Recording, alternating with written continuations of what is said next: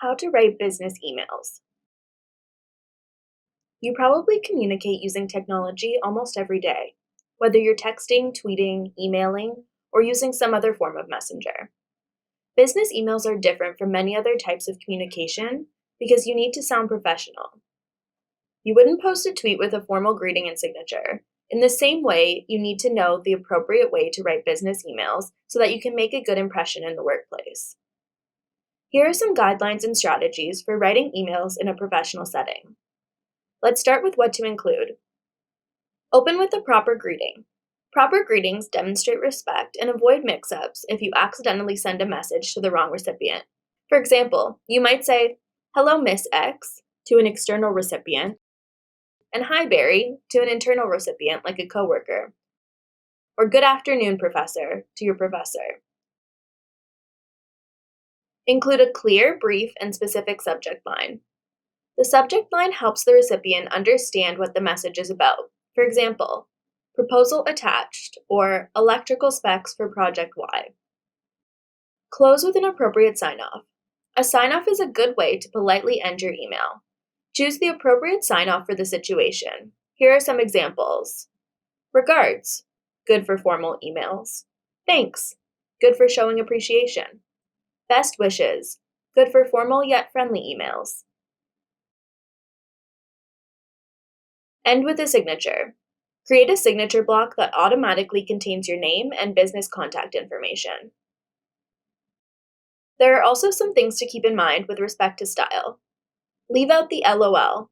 An email is not a text message, so don't write the same way you would when texting friends.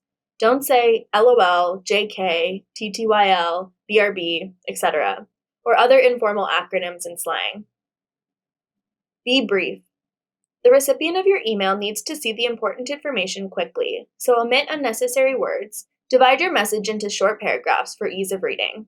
A good email should get to the point and conclude in 3 short paragraphs or fewer. Avoid using all caps. Capital letters are used on the internet to communicate emphatic emotion or yelling and can be considered rude. There's also some basic etiquette you should follow for professional emails. Reply promptly.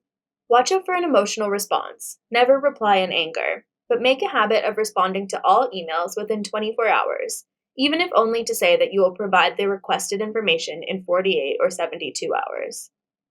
Use reply all sparingly. Do not send your reply to everyone who received the initial email, unless your message needs to be read by the entire group. Follow up. If you don't get a response in 24 hours, email or call.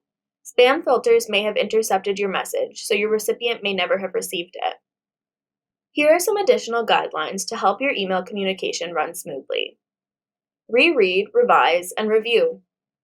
Catch and correct spelling and grammar mistakes before you press send. It will take more time and effort to undo the problems caused by a hasty, poorly written email than to take the time to get it right the first time. Test links. If you include a link, test it to make sure it works. Add the address of the recipient last. Add the recipient after you have written and proofread your message to avoid sending the email prematurely. Let your recipient know to expect files. Audio and visual files are often quite large and may exceed the recipient's mailbox limit or trigger the spam filter. Send just an email first so they can let you know if they don't receive the email with the file. These guidelines will help you write business emails that sound polite and professional.